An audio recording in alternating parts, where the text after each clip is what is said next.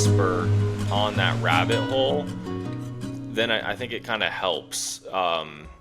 You're Yeah. branching out from Bitcoin, but it's still somewhat connected because a lot of Bitcoiners are so much into their health and their well-being, eating clean and stuff. And so when you can talk to someone who studies that, and then they also understand Bitcoin, like that's like perfect. You know what I mean? Yeah, that's true. That's true. And I think there's a lot more people in that area than we're aware of. Yeah. Because the more research I do, because I have two parallel projects, I'm doing research on everything. Like, who do I talk to? Who is a lead? Who do I want to be friends with? Like, who do I want to engage with? It's all in different columns for me. So the more research I do, the more I'm like, who is this person? Like, they have two, three, 4,000 impressions on every X post, and they are on this Bitcoin gospel spreading frenzy. Like, I've never heard of them. So even though our niche is small, I still see posts getting, millions of impressions on X. Yeah. Like uh, like uh, Michael Sullivan's. I don't know if you saw it. Yeah. He had the author of Blood of the. I don't know how to say that word. Bourgeois. Bourgeoisie. Bourgeoisie. Bourgeoisie. Wow. Well, okay, bourgeoisie. He had a 4 million impression post I saw that. last week. Like that was about Bitcoin. So it's about hitting that nerve. I'm not really sure what that means or how to do that or how to tune into what the algorithm wants at the time. Like if it's something about the day or the vibe. Like I have no idea the chemistry or the art behind finding that path, but it's It's there. it is there. You have to go viral. It's a couple of things. You have to have some sort of edgy thing that you say, so controversial. Because if it's controversial, people will comment, and you need people to comment and like it and repost it, because that's how it spreads. So if it's just like a normal take, people typically won't. And then it has to be something that like you know people do like. But then to go viral, there's also some luck. I remember when I was doing like some digital marketing and I was selling some online courses, and I had a video get 9 million views on Instagram. And Instagram is like, I don't know, it feels really hard to go viral on Instagram. Like TikTok is different. I don't use TikTok, but like Instagram, dude, when you're posting on there, it's like sometimes you'll get 1,000 views, and that's like a good video for someone who has 1,000 followers. But unless you have a big audience, which is tough to grow, like getting a viral video is pretty tough. And I remember my 9 million view one was I literally just recorded myself sitting on a swing, and all I did was post these are the prices of everything in, I think it was 40 years if the rate of inflation continues. And so I put like the price of a house, it's like 1.5 million average, price of gas like, 15 bucks. And I kind of made the numbers up, but they were like somewhat accurate, like just excessively high. And that video just took off because people were like, first of all, everyone was blaming Trump. And then they were blaming Biden. And then people were fighting back and forth in the comments. And then people were like reposting it. And it was like, so, but you also have to get lucky because when you have a small audience, like I only have 200 something subscribers on YouTube, you have to have people outside of your follower base that will repost it because otherwise it's just your little bubble that sees it. And so it's tough. It's I don't get it either. I just throw things out there and hopefully something sticks and something goes viral. That's the way to do it, man. It's all about experimenting. I think I think it's a lot like science. You know, what you're trying to do is gather information that's useful, right? You're trying to test, you're experimenting, Yeah. you're putting different ingredients in. You know, when you say that, yeah, you do need to have luck, but you also probably hit a nerve with that 9 million view clip, or what was it, if it was a short or whatever. Like, I've seen those posts where people are doing random stuff in the background and talking about something in the foreground, meaning That's like either they're like chopping fruit or veggies, or they're like cooking something, yeah. or they're making something in the garage, and then they're talking about something completely different. Yep. Like, why that works is beyond me. I have no idea, but there's probably some psychological reason, or some, I don't know, brain function that is being tapped into there that makes people want to stay and watch the rest of the video. So I think you're doing right, man. I'm following your content. I see what you're posting, and a lot of the things that you post, I think, are brilliant, and it's funny, and it's you, and I think that's important. And I think you're also just early in your process. You say you're 200 subscribers in. Like, I'm also early. I have 160 or whatever. So I'm in this course right now that is helping me build my personal brand, and it's fascinating how often they repeat that for months you'll be doing the right thing, but you won't feel like you're doing the right thing because nothing happens. Yeah. But it's all that building process. It's that process of having people get to know who you are, and that's going to take months. It might take a year, it might take 2 years. Like, I've seen many examples of YouTube channels that take 4 years before they pop off on YouTube. Yeah. And if they had stopped at 2.5, like, that would have never happened. Exactly. So our advantage, I think, is that we talk about things that are interesting to us. We like it, we enjoy it, and we like having conversations with people. It's something that we genuinely enjoy. So when we enjoy it, it's going to be easier to continue. And then it's all about a consistency and patience game. That's what I believe. And it's easy for me to sit here and say that. I know the logic of it. I understand why that matters. But yesterday I had a down day. I was like, why the fuck am I even doing this? Nobody's watching. Like, nobody really cares.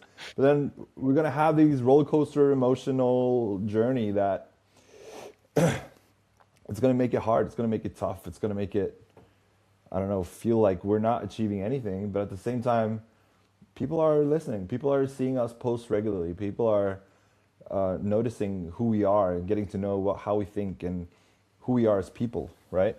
So I think we just got to keep making it. I just keep posting content, keep sharing as much as possible, keep sharing who you are. Like, all this brand strategy that I've been introduced to just makes absolute sense.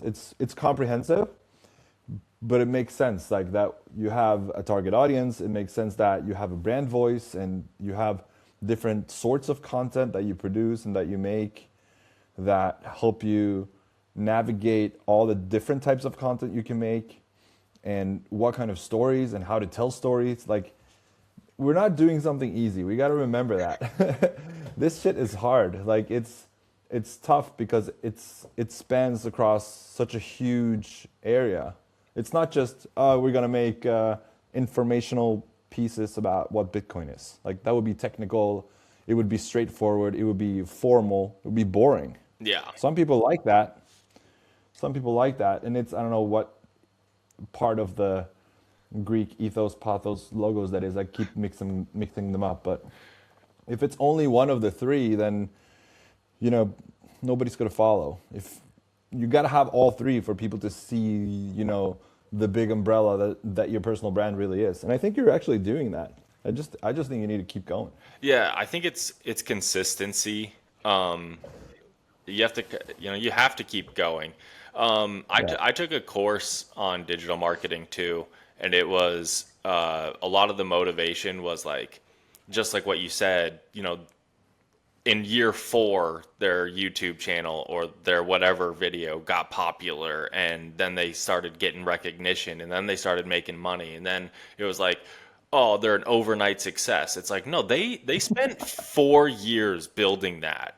And do you know Zuby? Yeah. Yeah, I just watched yes, I know who it is. Okay, so Zuby, if people don't know, is he got so popular, but he posted and he recorded stuff for like 10 years before anyone knew who he was. He literally was like posting on X when it first came out. And then people like always hate on him because they're like, "Well, you have 300 or I think he has a shit ton more now, maybe even like 700,000 followers." They're like, "Well, On X? you have that audience on X." Yeah, no, he's passed 1 million a long time ago. Oh, okay. Yeah, and so Yeah. people are always like, "Well, that's why you have your success." And he's like, "I spent like 13 plus years or something making a brand for myself.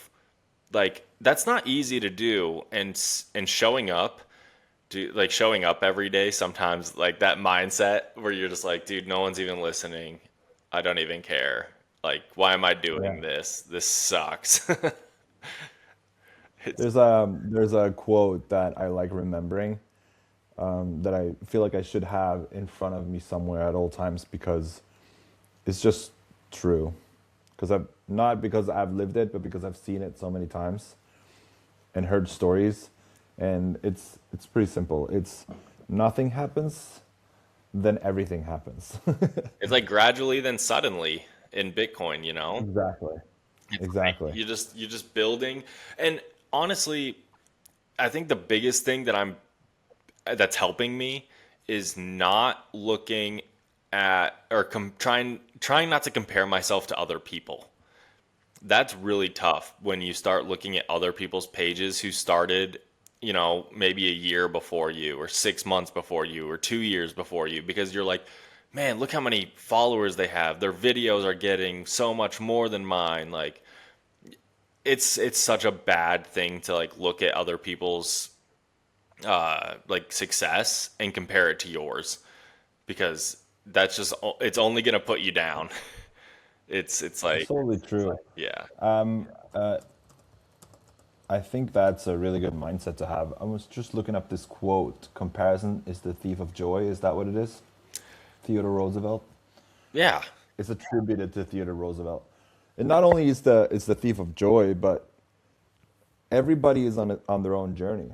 And I think this is it might be a self help or like motivational quote that it's been beaten to death by now, but there's probably somebody that haven't heard it, and us discussing it is a good idea, knowing that it took a while for me to learn it, but knowing that and understanding and seeing and wanting to grasp the truth that everybody is on their own journey is so important. Like I was by my parents, like I love them, but they weren't really great at just focusing on themselves. They were constantly doing things to impress others. We talked about this on our conversation, Yeah. and it's rough. I lived that way for so long. I thought that I had to please other people so that I could prove my value.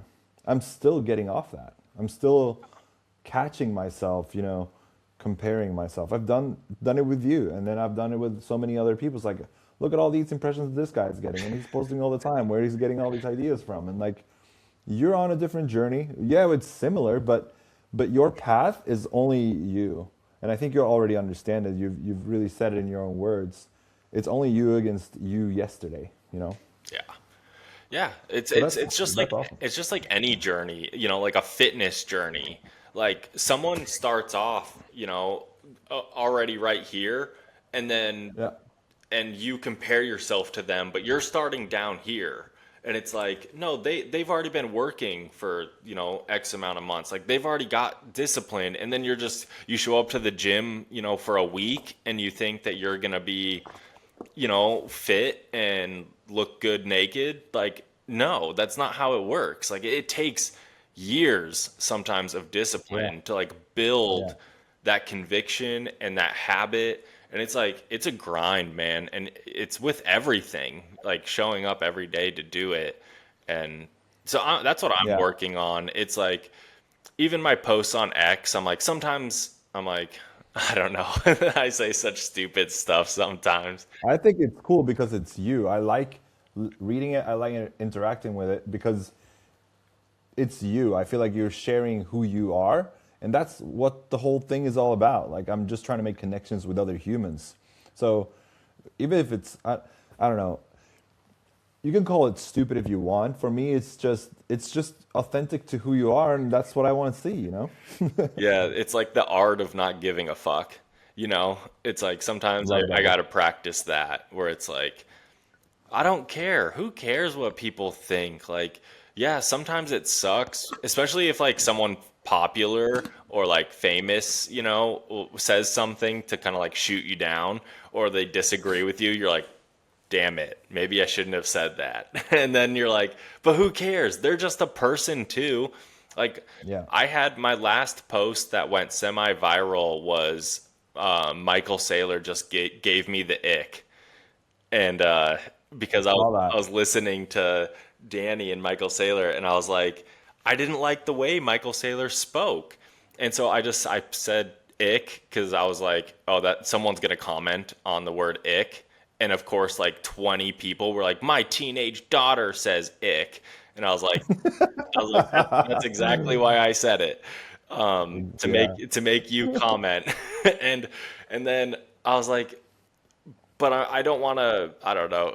I don't want to be too mean or controversial. So, but yeah, you say what I think authenticity is like really important because Yeah. people that are fake, you can spot it after a couple months of them like trying to post and be this person that they're not. You're like, just stop it. Like it sounds Yeah. bad. You can see through the bullshit. Yeah, and I think what's also important to know and to remember in this journey, what I try to remember at least, is that even though you use the word ick or you're controversial to somebody or somebody notable is going to disagree with you, that doesn't mean that person cancels you, and it doesn't mean that the people that you disagree with or that disagree with you will cancel you or that they won't talk to you or that they won't say hi to you at a conference or that they won't say hi to, like I want to talk to people that I disagree with all the time. Like it's part of being human. We can't expect everybody that we engage with to agree with us. And we have to trust also that even though we disagree with somebody, that they'll still, be friendly with us. I'll be friendly with people that don't disagree with all the time. So Yeah. another thing is, lost my train of thought. So if you have something, you can go with it.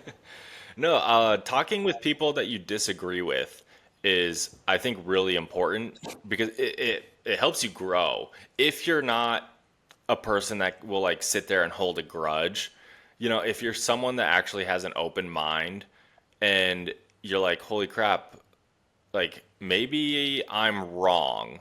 That's a really powerful way to move forward because just think about like 2020.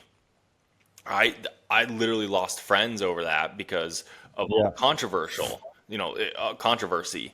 Because I was like, "Hey guys, maybe this isn't the best idea," and like they would like shoot me down, like put on your mask, stand 6 feet away, and you're like, can we like logically think about this for a second before we just like trust the science? And Yeah. it was really hard for people to wrap their heads around it and be like open minded and question things. And that's really tough to do with people that you disagree with.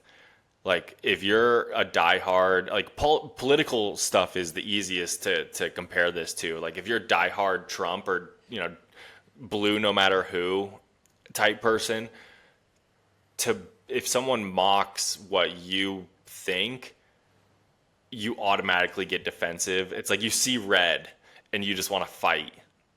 And it's like Yeah.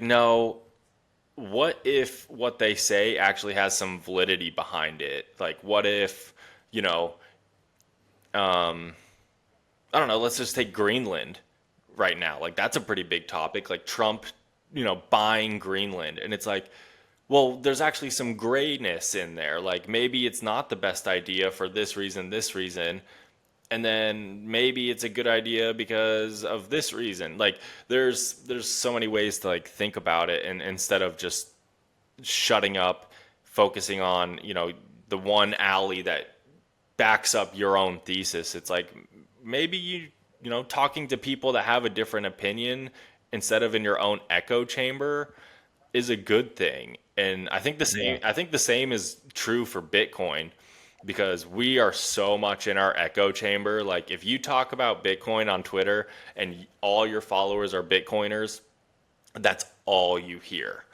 And it's all positive things for Bitcoin. But like maybe it's a good idea to talk to someone who's like, "Hey, Bitcoin may run into a problem here," or "Bitcoin isn't for everyone because of this." And it's like maybe it's a good idea to listen to people who are intelligent, not just, blatantly ignorant, who are like, Bitcoin's a Ponzi scheme. It's like clearly you haven't researched it. But like someone who's educated in Bitcoin who might have a different opinion, like that's a good idea, because that makes you grow and it makes you think of things that you wouldn't think of on your own. And it's not supported by the echo chamber you're in. That is a trait that I don't know, maybe is on what's the word? It's not, at least where I grew up, not necessarily easy to find.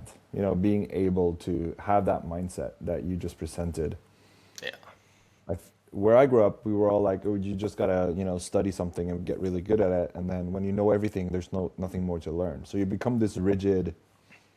You become your own little bubble. You know, sure, you have people around you that have the same, like us. We get to engage with a lot of Bitcoiners, and I think you're onto something there when it comes to engaging with people that are intelligent, knowledgeable, that know more. And it makes me think of this core versus knots debate, where we have, you know, pretty skilled coders, Bitcoiners saying, spam on Bitcoin is okay. But what's so nice about Bitcoiners, it's a common trait, is that we try to get to the bottom of things. I feel like we ask the right questions so that we will get to the foundation, like first principles. Let's steel man each side so that we can actually get to a conclusion that makes sense. Pierre Rochard said this in a recent podcast with Knut Svanholm, where he said that, yeah, I'll debate anybody. Like anybody can come with opinions and can tell me that I'm wrong. But if you're bringing data and facts and proof, like I'll listen. Like I want to learn. Yeah. But if your sources are trust me, bro, then where are we going to take that? Like how are we ever going to learn from that? It's just going to be like this back and forth that doesn't really go anywhere. Yeah. So it's good to see that in you. It's good to see that in so many others in Bitcoin. We're trying to learn. We're trying to grow. We're trying to be better for one another. And I think that's one of the good things about this community. Yeah. Yeah, I mean it's a journey, dude. I mean, just think about like 5 years ago where you were, type thing. It's like if you don't put yourself out there and try to learn and grow, like you're just going to be in the same spot that you were 5 years ago, 10 years ago. And that's like the worst thing that can happen to you, is to not grow at all. And because that's like depressing. Like, oh, where was I 5 years ago? Oh, I was doing the exact same thing and nothing's changed. Like, that's depressing. like, Yeah. like you have to grow. Have you lived that, Vince? Oh man, dude, it's been a whirlwind. The past, like, even if I say 5 years, from 2020 to 2026, I lived in Colorado, lived in Texas, now I'm in Florida. And then I've bought in three homes, I've sold two, I've quit my main job, my main, I guess I don't even know if I'd call it a career. Had no idea what I was going to do. Tried a couple things, started an LLC, failed. Still have the LLC just for tax purposes, but I failed miserably with like the digital marketing thing that I was telling you about. Like I didn't sell shit. Like I made some money, but not much. Like not anything livable. And then I've quit drinking 100%. I don't do drugs. I did drugs in college, of course, but I don't do drugs. I've dang, I mean, my whole life has like changed in the past 5 years from like anxiety ridden, depression to happy, hopeful, in shape again. Like I've completely transformed that. Going from like drinking regularly and being like completely anxiety ridden constantly and like having fear of doing anything outside my norm to like, yeah, not drinking, go to the gym 4 to 5 times a week. I eat freaking steak and eggs for, my meals now. Like anxiety's gone. I still get like nervous and fearful of things, like that's just human. You get nervous for things, and if you don't feel that, then you're a superpower. Because I don't know how people do that, but like, dude, I used to be like, it was debilitating type anxiety. You know, when you see people on TV shows and they're like, my anxiety is so bad, and you're like, what is that? What is anxiety? And it's like, you don't know what anxiety is until you have it. It's so hard to describe, but like the fear of literally going and doing something. Like I used to hate driving. I had a panic attack driving once. And I was going like 75 on a highway. My wife was in the car.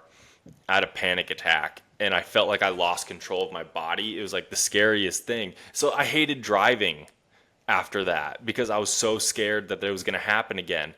And so then it sent me in like a downward spiral of drinking because drinking would help the anxiety, but then the drinking would make the anxiety worse. So then I would drink again to numb my mind because that's how I could sleep.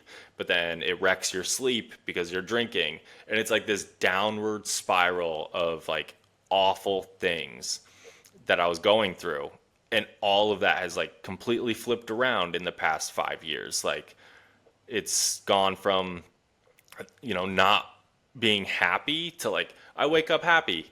And like I posted that the other day. I was like, people will mock you because I don't party anymore, dude. Like I'm in bed by like 9:30. Like I don't go to sleep till like 11:30, but my wife falls asleep at 10. So, but I'm in bed by 9:30. I don't go out and party. I don't drink anymore. I don't do those types of things. It's like it's so weird how much I've changed in the past 5 years, and I'm like proud of it. And it's like I've grown. Like, dude, there's no way I would have started a podcast 3 years ago. No way. There's no way I would have done it. I was way too scared. Like I just couldn't do it. What about you? Well, first of all, congratulations, bro. That's such a huge achievement. And Thanks. getting out of that, I'm working my way through it right now. I've tried for a long time. I know people in my circle that struggled a lot. There's likely millions of people out there that are still trying to get out of their anxiety ridden realities that they self created. Man, just listening to that and knowing that you got yourself out of that, it's just huge. So congratulations. Not everybody achieves that. They get to the end of their lives and they continue to be fearful, stressed, anxious. So Thanks, man. You have a really good reason to be proud of that. What took you down that path? Like what was it, something that switched in your reality? Was it something that you got tired of? Like at what point were you like, fuck this? Like I'm not doing this shit anymore. It took a while. Do you know, like when I was drinking pretty heavily, it like it was just what I did. It was like a habit almost, you know, like if I didn't have a drink at night, it was like kind of weird. And then that turned into the anxiety, and then like the depression set in. And then it's honestly, it's like what people say, like I was sick of being sick. Like I was so sick of it because every day I woke up and I hated my life. I was like, I felt hungover. I felt nauseous, definitely anxious, and I was so sick of it. And I think what finally did it is the pregnancy talk with my wife. We've been trying for like 5 years to have a kid, and it just hasn't happened. And so we went to like fertility doctors, and everything was fine. But I was like, mentally, I was like, I can't raise a kid with it where I'm at mentally. Like if I had to raise a kid right now, that would be a disaster. So like maybe if you're, I don't know if you're religious or if people whatever, but like I believe in God. okay, so maybe if it was God's way of being like, hey Vince, oh that sounds so weird. I hate when people say that about themselves, but like, hey Vince, like get your shit together because you're you're a mess, and I don't want you to have a kid yet. I want you to get sober. I want you to get your life together before I gift you with a kid, because we haven't had a kid and we've done, fertility treatments, and it's like finally I was just like, man, I got to quit. Like I'm done. I'm going to do an episode about this on my podcast, but I finally, on February 15th of last year, I was like, I'm done drinking. And my wife was like, yeah, right. Okay. Like, sure. Well, dude, it's almost been a year. I'm almost to February 15th, you You're know? almost there. It's almost been a full year. And my wife is like, that's absolutely crazy. Like, she's so proud. And then she was like, are you going to go back to like, casually drinking? And I was like, I don't think so. I don't, like, there's no point in, why would I go back even to like sit down and have a glass of wine? I'm like, I have such an addictive personality where it's like, I can't just have one glass of wine. I'm gonna drink the whole fucking bottle, dude. And then if there's another bottle in the fridge, I'm gonna open that one and I'm gonna drink that Yeah. too. And and so I'm like, there's no point in having one glass of wine because I used to drink to get drunk. And when I'm not drinking to get drunk, why would I drink? Like, there's no point. And then I wake up and I feel like shit and have anxiety, and it, I can't function. And so why would I go back to drinking? So I'm like, I don't know. Maybe one day I'll be like, yeah, a nice glass of, I don't know, something. But I just don't see the point in it right now. Like, I don't want to ruin any progress I've made. I don't crave alcohol at all. And I honestly think it was the pregnancy thing where finally I was like, dude, you can barely take care of yourself. What makes you think that you can like take care of a child right now? Like that's just, I couldn't do it. So I quit. And it was, the doctors were like, hey, during this fertility treatment, your wife can't drink for X amount of days or like 2 weeks. You have to pretend like you're pregnant. And so I told, I was like, yeah, like I'm doing it with you.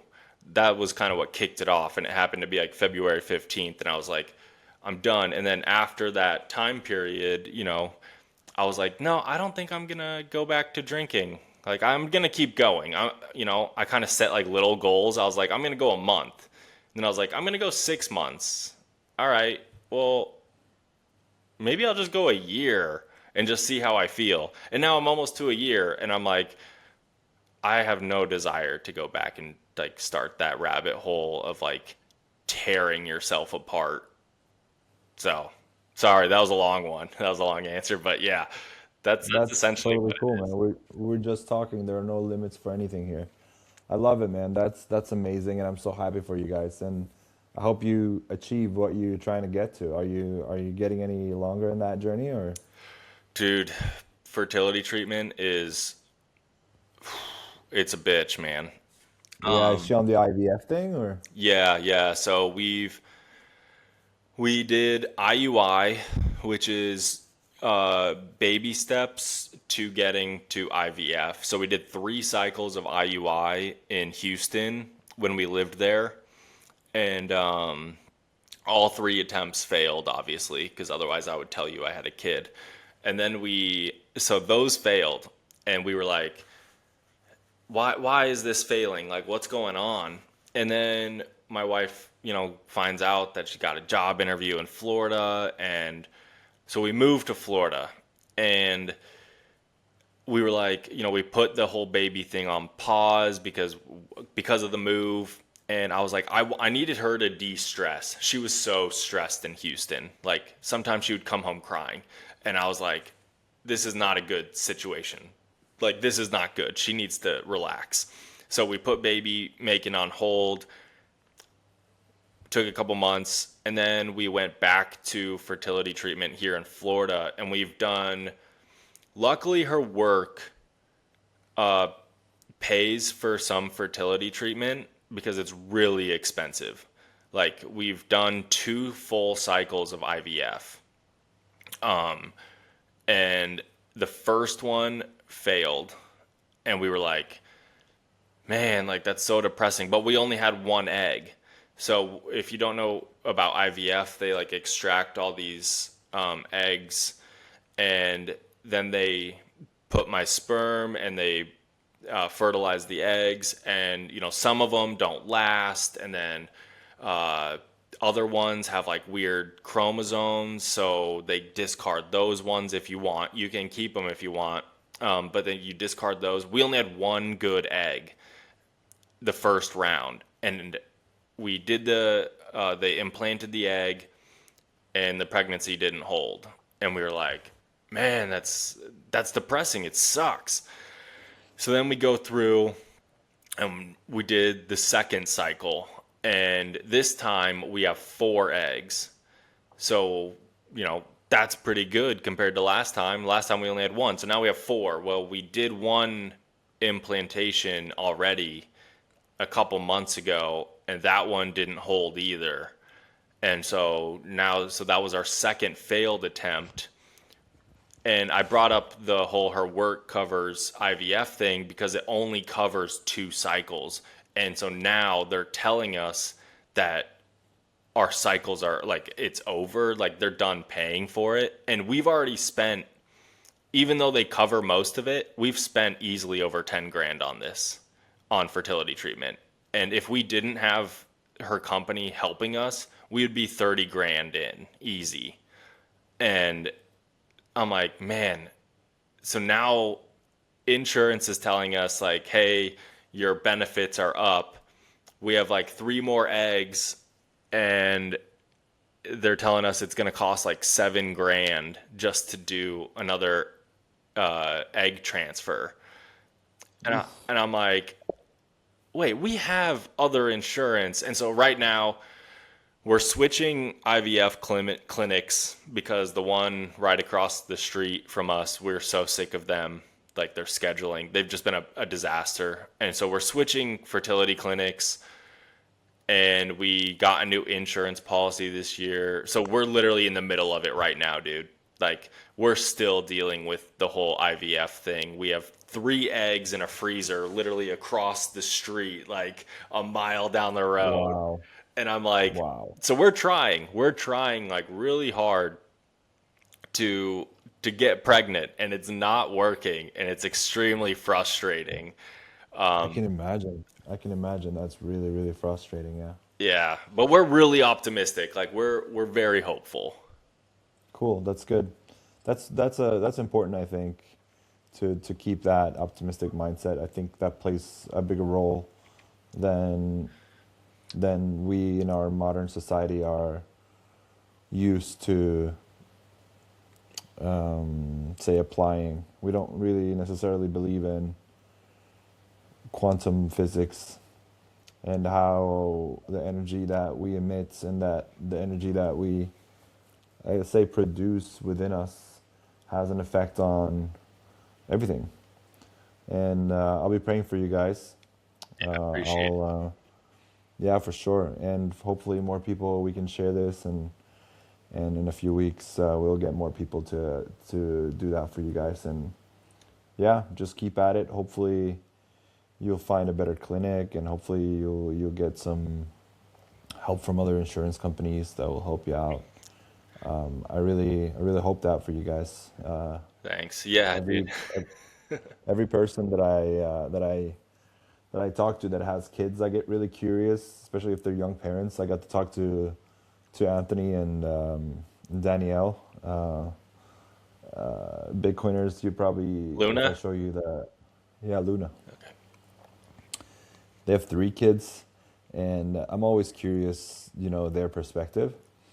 And everybody says that the way that kids change your life is just incredible. Like, it's a complete 180, but it's just worth it, and it changes you in a way that you would never expect. Yeah. It makes you automatically more disciplined, because suddenly you're not only taking care of yourself or putting your efforts into one relationship, but you're actually doing it for a person that you have full responsibility for from the day that they are born. And that is such a mind fuck for me right now. Like, the thought of that Yeah. would probably put me in a state of urgency. I would be like, I'm doing pretty good right now compared to previously in my life when it comes to my mental state and my emotional state. I still got work to do, but I think if my girlfriend now told me that she was pregnant, I would be like, all right, the game is up. The game has officially changed, and I have to plan out, and spend every minute of my life thinking about this thing. And I'll probably do it with pure joy, and just, I mean, what an amazing experience it has to be. Like, I can only imagine, because I'm not a dad, but just the thought of it, like, the idea, the reality that it's probably not far down the road. It's just, yeah, it's pretty cool. Like, I totally understand the effort you guys are putting into it. I will say this is my advice, bro to bro. If if you guys go the married route, I know a lot of I don't know why Europeans sometimes don't get married. You guys just like stay together, but you don't officially get married. I have like a couple European friends that don't do it. But anyway, if you guys, decide to stay together and you're like, let's have kids, but in 5 years, dude, I would recommend just do it. Just have kids, because the longer you wait, the more difficult it is. And it's really weird because you know how in like school, people they tell you like, "Oh, if you have sex, you're going to have children." And it's like, do you actually know how difficult it is to have kids? Like, it's pretty difficult. It's not something I don't understand how some people can just pop out like seven, eight, nine kids. Like, it's insane. I don't, they have like super sperm or something because, dude, Or maybe they weren't exposed to all the toxins and the microplastics and all the carcinogens and phthalates that are in the food and in our no, no, no. system everywhere. That's the thing. That's what's so frustrating is my wife, she's one of six. Her stepsisters and stepbrothers, let's say they're not the healthiest people. Okay? They are, to put it nicely, trailer trash. They they're on welfare. These people can pump out kids like it's nobody's business, man. They all have like three baby daddies.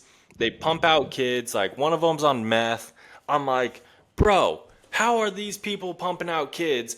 We're over here living as healthy as I physically can, and we can't do it. It's like the most frustrating thing, but That's weird, man. it is. And so that was my recommendation, though. Like, if you're thinking about having kids, I would say just do it. Yeah. But if you wait, I mean, that was our game plan. I've been married 9.5 years now. Nice. And so when we got married, we were like, we're gonna wait 5 years to have a kid because we wanted to travel. We were like, we wanted to experience life as a married couple. We bought our first home. We wanted to travel. 2020 happens. You can't travel. And I was like, well, shit, there goes that. And then, yeah, then we were like, all right, we should try to have kids. 1 year goes by, 1,000 freaking pregnancy tests later, nothing, Yeah. nothing, nothing. Yeah. And you're like, wait, what's going on? Why is this? They make it seem like it's so easy. Like you just have sex and you have a kid. No, it's not that easy for at least Yeah, so for what you're us. saying is that complications can happen, and you don't really know if you're fertile. Is that the word? Fertile, yeah. Fertile.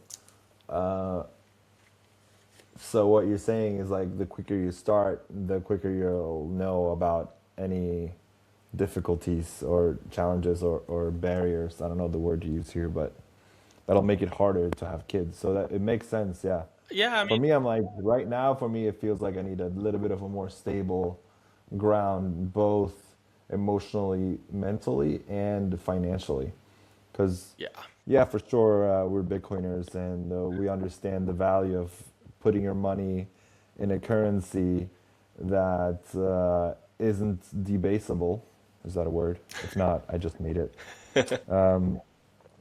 But also, you know, I think we would figure it out. I feel like You would. like, yeah, we wouldn't live under a bridge eating dry ramen noodles. But at the same time, there's probably just a fear of like, what if not? Like, what if we have a kid and we haven't like everything foundationally at place, or I guess figured out before we invite a new soul into this crazy and interesting and fascinating world. Yeah, I mean, but you'll figure it out. Like no Yeah, I one think so no too. one is financially ready for a kid. I don't think anyone is financially ready for a kid. Like Unless you're rich. but you figure it out. Like Yeah, mentally, I think so. I would highly recommend do whatever you can to help your mental state because mentally, like I said, dude, I don't think I could have been a father, 5 years ago. Like when we started to try to have kids, like I'm really glad that we didn't have a kid right then because I think mentally I was such a mess that like it wouldn't have been good, you know? Yeah, And so now I feel like I'm in a place where like, okay, like I feel like we could have a kid. And even yeah, financially, dude, like we live in Florida, in one of the most expensive zip codes in the United States. Like Palm Beach County is freaking expensive. Like this is where like billionaires and, the professional athletes live. It's so expensive around here. And so I'm like financially, I'm like I don't know if we can afford a kid right now, babe. Like it's life is really expensive. Like maybe we need a couple more promotions. Maybe my podcast needs to get settled in first. But I'm like, no, we'll figure it out. Like we'll figure out the yeah, finances later. We'll be okay. I know we will. yeah. But mentally getting yourself in a good place is important, I think. That's just from my personal experience. And I appreciate that prompt and that perspective, because I think it's a larger or a more important conversation than most. I don't want to say most people, but I think there's a lot of people that need to hear it. I do. I've been on this being your best version and being mentally stable and being happy and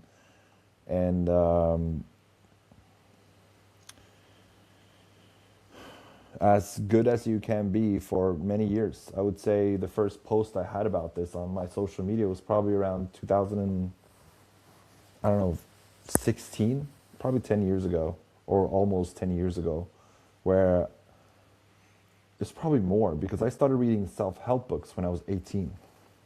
I'm 32 now.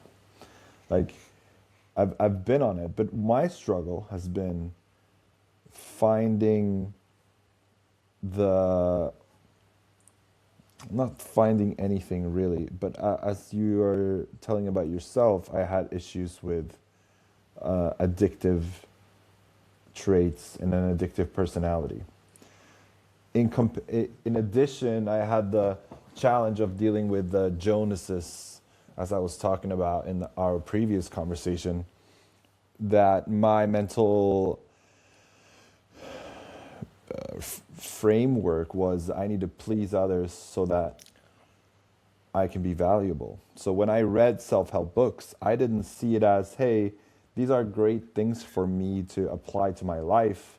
I saw it as, this is things that I can virtue signal about.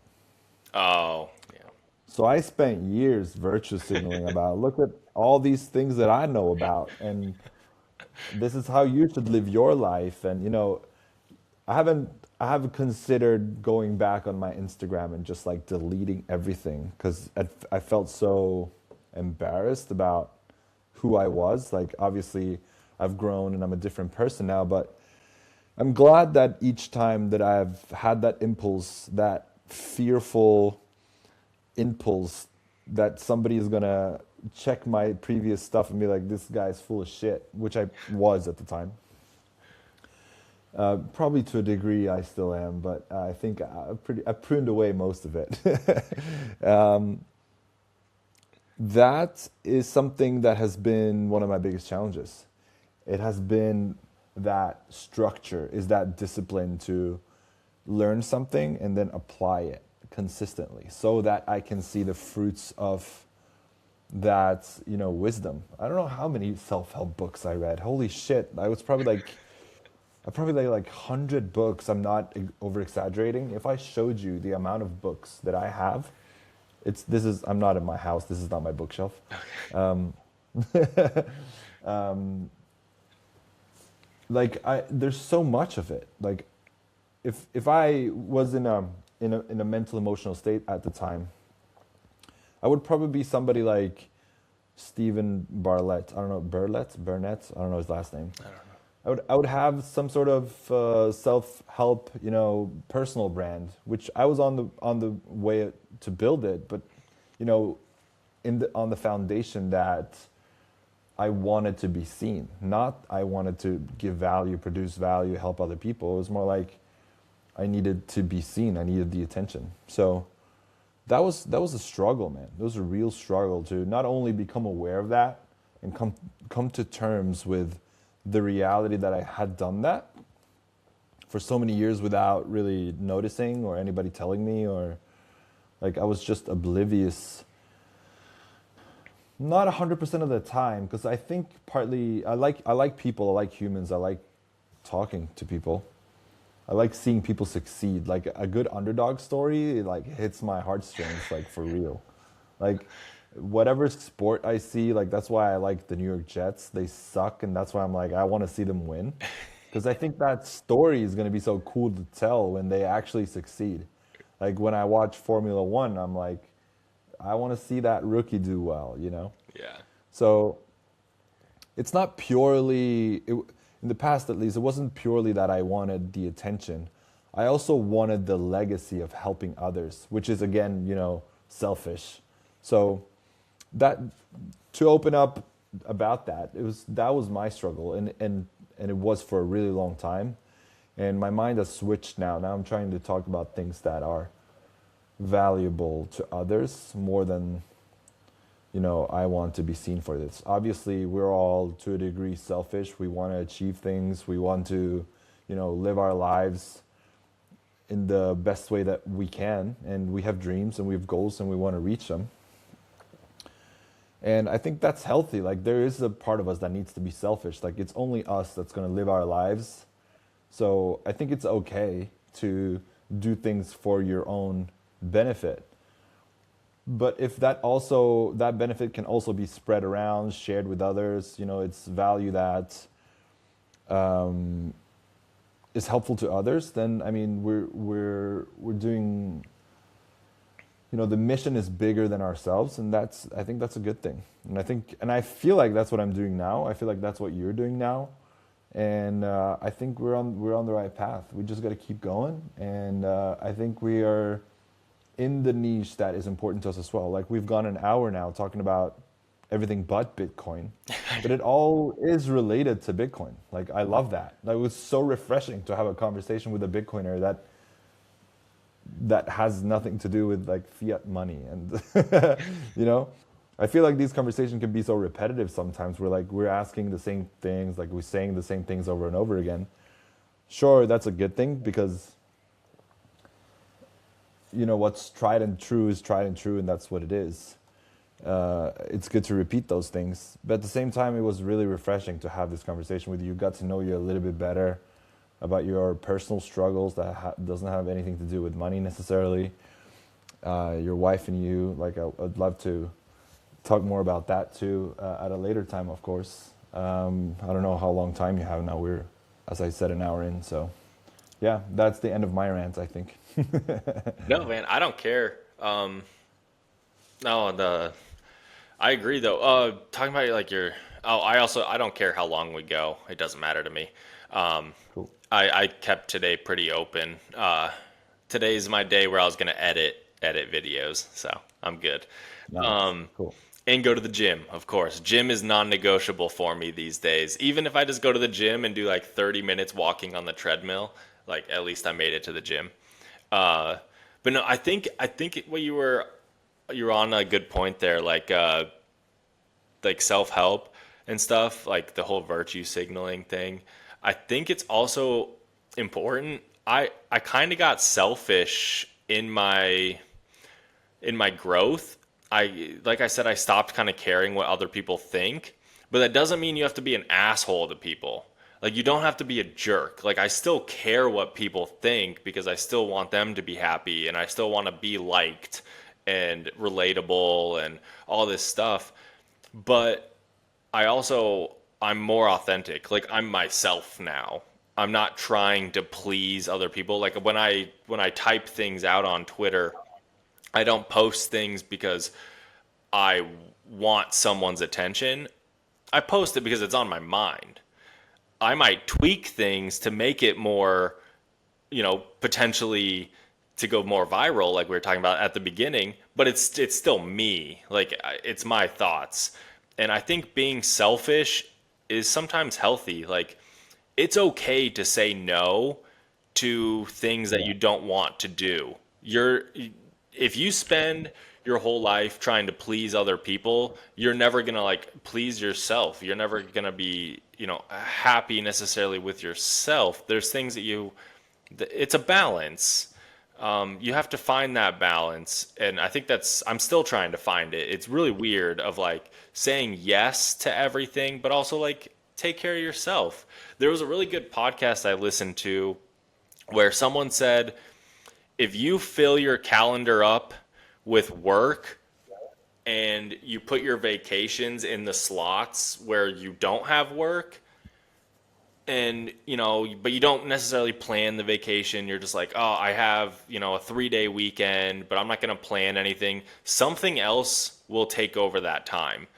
Like work will either take over that time, or a friend, or a family obligation, or something else will take that time. So like you should set your own boundaries. Like I'm taking this week off to focus on myself, or go on vacation with my significant other. Like you need to set those boundaries. Like otherwise people will take your time, and they'll work will take your time. There's always something. Like I think it's more important to put yourself first and let other things fill in the gaps if you can. I mean, I know it's more difficult, like if you have a strict like 8 to 5, 9 to 5 type job, because you have to be there for that. But like your weekends, like you have to, make time for yourself. Like otherwise, other things will occupy it. And I think that was like Yeah, it for kind of sure. stuck with me. I think that's a good point.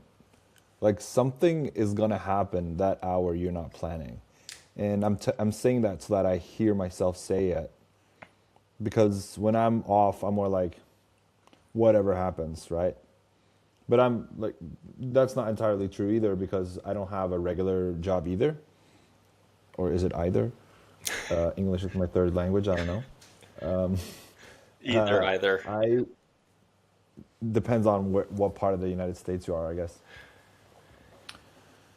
Planning is something that has been changed, like it's been great for me the past few months.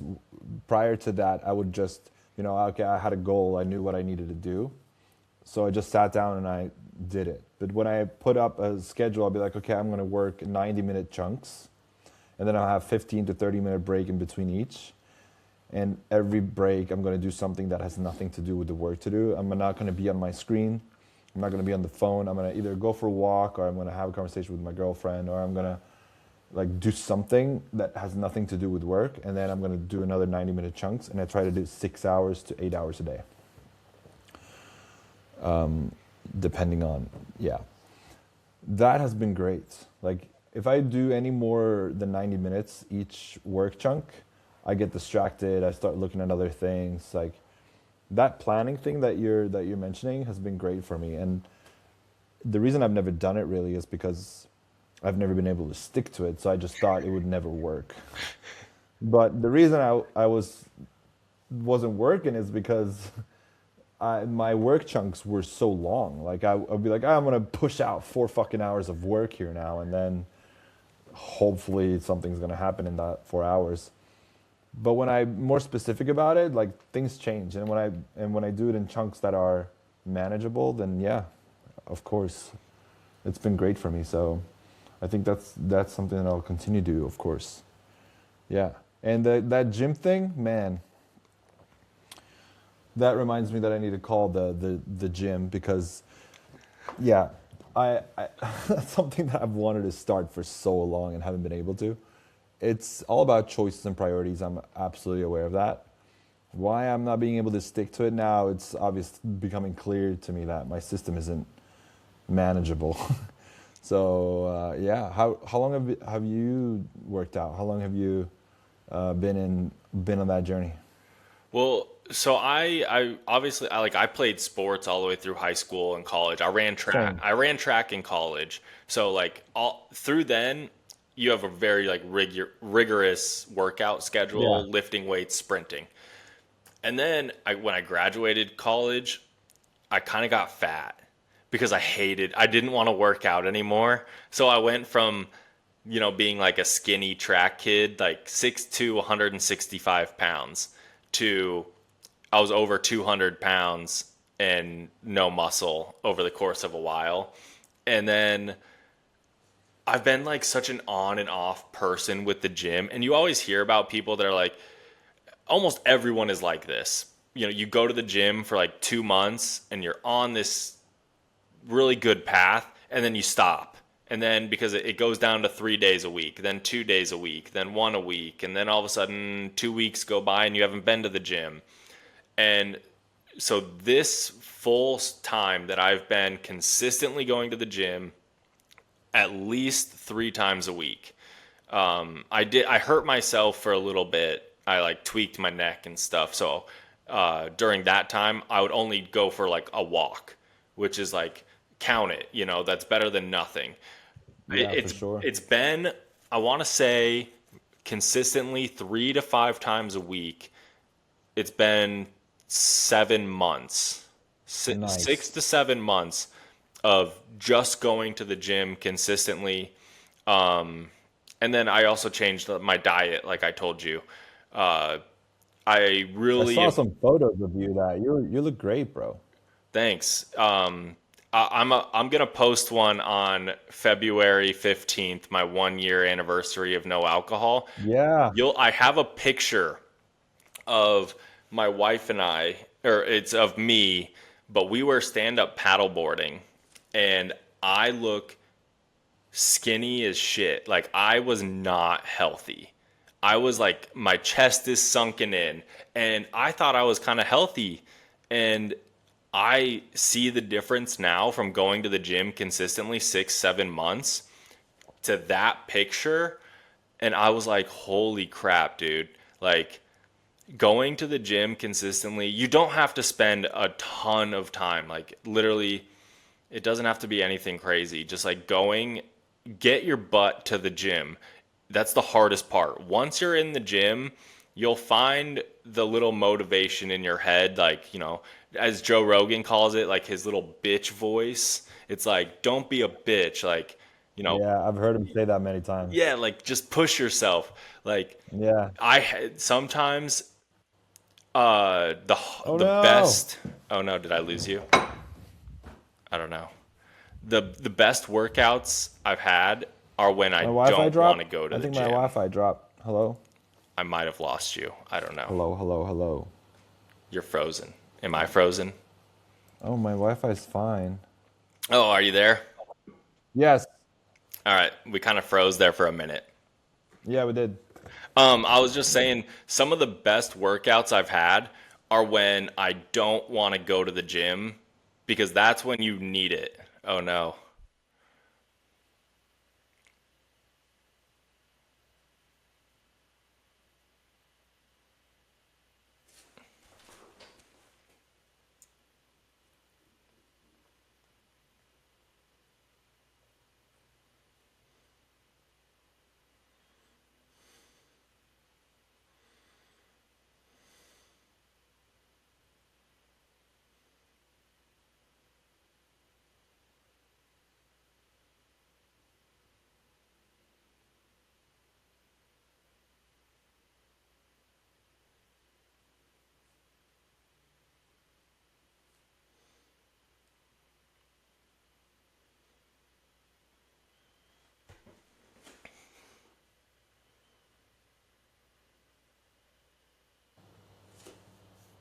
Are you back? Yeah, yeah.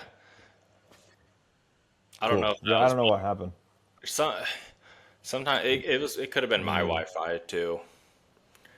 I don't know. It's okay. Well, let's pick it back up. Yeah, I was just saying, like some of the best workouts I've had are the ones where I don't want to go to the gym at all. Like those are the Yeah. workouts where you feel that like kind of euphoria rush or like a runner's high, as they'll call it. Like those are the workouts when you feel the best is when you just don't want to do it because you feel like shit, you're tired, you're not motivated. It's like literally the hardest thing is just like getting to the gym.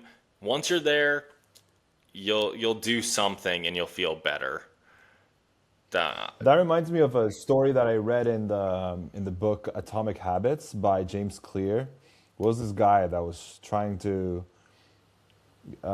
get in shape, and the toughest thing that he had, his biggest challenge was getting there. Like you were saying, that's the toughest thing. So he had a rule that he was not allowed to stay in the gym for more than 5 minutes. Like when he got there, he put a timer on 5 minutes. And as quick as that timer went off, he had to leave. And that's how he established the habit of actually going there, of just getting there. Like, if I'm gonna be there for 5 minutes, that's fine. Like, I'll go there, I'll be there for 5 minutes, I'm gonna fucking leave. And then he did that for so long that he was like, well, I'm already here, might as well just actually work out. And that's how he managed to change his lifestyle, which is, I think, is a lot of the underlying conversation that we've had today. It's about changing your lifestyle, choosing to change your lifestyle, and understanding what choices you need to make to create that lifestyle. And he did that in such a left field way. And I thought it was a really cool story. Like, you could also put like a restrictive thing, like a restrictive rule on a positive thing so that you actually just create the habit of going there or doing something small, like read for 2 minutes, like read 3 pages, write 5 words. Like everything starts small, you know? Yeah. And yeah, it's so cool. Yeah, no, it's little habits. Little habits are what build up over time.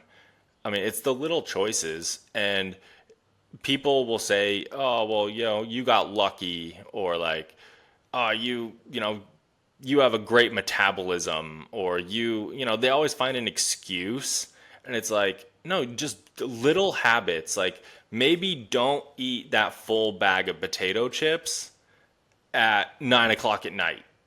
Like maybe don't do that. And then that will help. That's one thing that you can do. Like maybe instead of waking up and sitting in bed till 9, 10 a.m., like maybe go for a walk, a 15-minute walk. That will help. Like there's such little things that you can do to improve. One thing my wife Yeah, got me was you were talking about reading every day. My wife got me this little book. It's like it's a daily reading, and it has a Bible verse, and then it has a little thing, that the author typed out.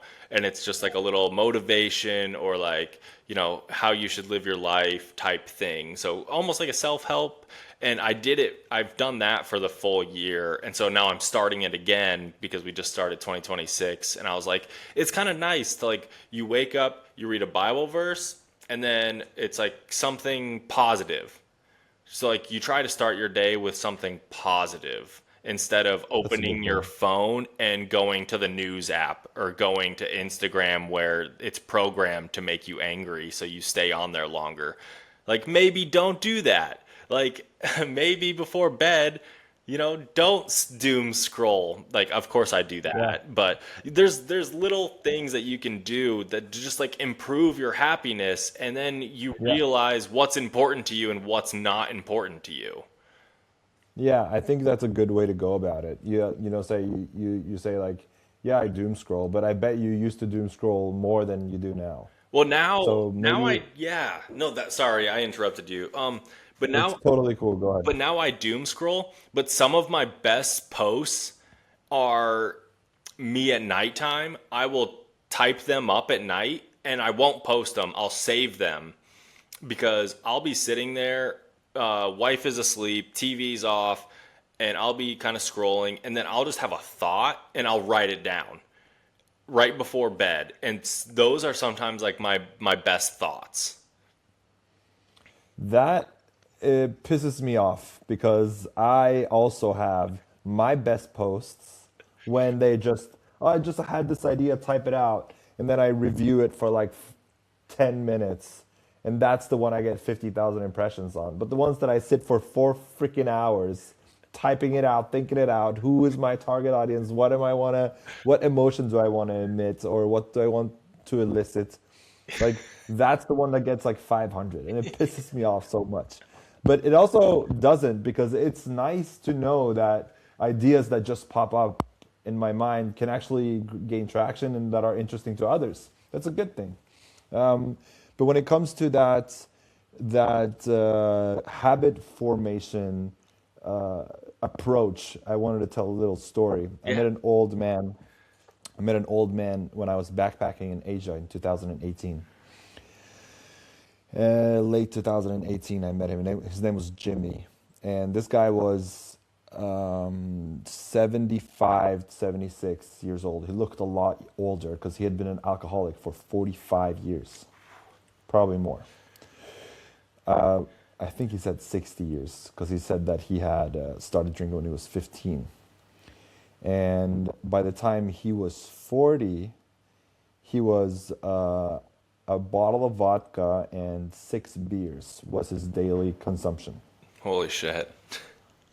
And he had problems with his family, and obviously he's an alcoholic, and he did that for another 10 years. And then when he was 50, this is a story that he told me. I think I have that podcast recording somewhere, which I should have probably posted, whatever. That's a tangent. He was like, I turned 50 and I asked myself, am I going to continue doing this? He was like, well, I kind of want to, so I will. So he continued until he was 60 and then asked himself the question again. It was still a bottle of vodka in and whiskey. Like he was a full blown alcoholic. And then he was 65. I think he woke up and he was like, well, I have a $800 on my pension now. He could live off of that pretty nicely. But he was also like, am I really gonna cut my life 20 years because I want to continue drinking a bottle of vodka every day? So he was like, okay, I'm gonna drink less. So he had his bottle of vodka and his 6 beers, and he would draw a little line at the top of the, or I guess at the bottom of the of the vodka bottle, and he would said, I'm gonna drink until I have this little vodka left. I'm gonna leave this much in it, and then I'm still gonna drink my 6 beers. And then every week he would move that line a little further up. And in 9 months, he had cut down to 2 beers only, from a bottle of vodka and 6 beers to 2 beers in 9 months, using that strategy. And Dang. my mind was blown. He was like, and now I'm like, he said, now I just smoke a little bit. I have a beer maybe every now and then. We lived at the same hostel together. It was a big hostel. And he was just this benevolent dude, that old man that was just walking around talking to everybody, just enjoying life. He was like, I get $800 a month from my pension. I can even save with it. He's like traveling around at the age of 75. He's probably, I don't know, 80 now, if he's still alive. Traveling around still. That's such a cool story, man. Do you imagine No. like being an alcoholic for 40 years, 50 years, I don't know how and he then how one he's day just alive. like change? Yeah. Yeah, right? How crazy is that? How is his body still like he was hunched over, like walking slowly. He looked like he was closer to 90 than 75 when I met him. He was old and tired. So it makes sense that his body looked like that, but that he was alive to me was a fascinating thing to witness. Yeah. Well, I'm always Crazy. scared of, people say how you treat your body in your 30s and 40s is how you're gonna, look and feel in your 50s and 60s. And it's like, I don't want to be, the old person that has a bad back and can't lift groceries and like has a walker Yeah, like early on. Like I want to be same. active, like especially, if I have kids, like I'm 35, so I'm only a little bit older than you. And it's like, dude, if I have a kid right now, like by the time my kid is 20, I'm gonna be 55 years old. You know, I want to be active for the whole time that they're in sports and Yeah, playing. And so I don't same. I don't want to have bad knees and a bad back and Yeah. like, I don't want to be weak. I want to be able to, when they're in high school and they're playing a sport, like I'm going to be faster than you little shit. Like I'm still going to be in shape. Like that's my goal. Yeah, that's it. Yeah, dude. Yeah, I'm so happy we're having this conversation because that reminds me of the thing that motivates me to get back to the gym. And, for some reason I keep forgetting my goals, and that's probably why I struggle to keep consistent with things. But that's such a huge motivator for me to be 60 and being able to carry 2, 3 kids. Like, how cool is it that RFK Jr. did 12, what was it, 12 pull ups 20. at the age of 70?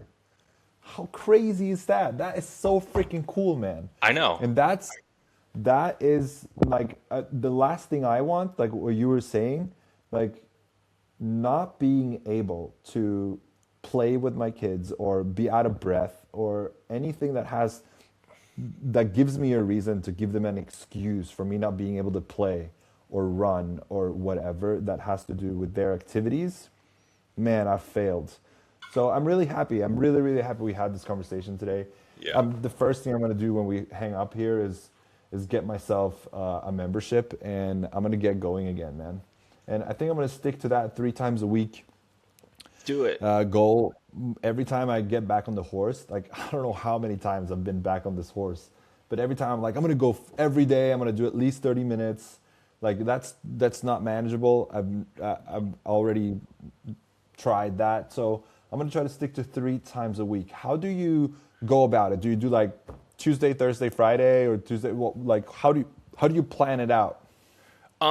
So I try to set up like so like Monday, let's say my schedule's kind of switched around recently. So this is how I started, and this is the what I like to do the most. If you're gonna do 3 days a week, I like Monday, Wednesday, Friday. You know, Monday you got to get in there. If it's like you had the weekend, whatever, just get in there Monday. Monday I'll set like I'll do chest and biceps and maybe abs. You know, you can figure out whatever. I can talk to you about like what workouts you want to do. But so I I'll do that on Monday, and then Wednesday I'll do like legs and shoulders, and then Friday I'll do back and triceps, and then on the weekend maybe I'll try to go for a 30-minute walk. But yeah. one thing that is really good that I found is like if you're short on time and you just want to get a quick workout in, is do 30 minutes on a treadmill, put the incline at 12% at 3% speed for 30 minutes. It's 3:30:12. So 3 minutes, or sorry, 3 speed for 30 minutes at a 12% incline.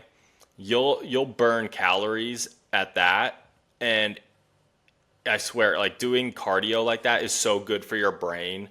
It like the serotonin will kick in. It helps. It's at enough incline where it helps your cardio system, like your cardiovascular. So your heart rate will go up. You'll be sweating.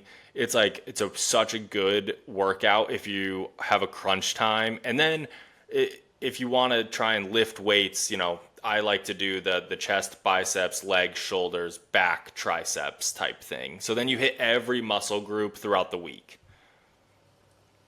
I love that. That is something that I will get to eventually. I have for the past 15 years had issues with my spine.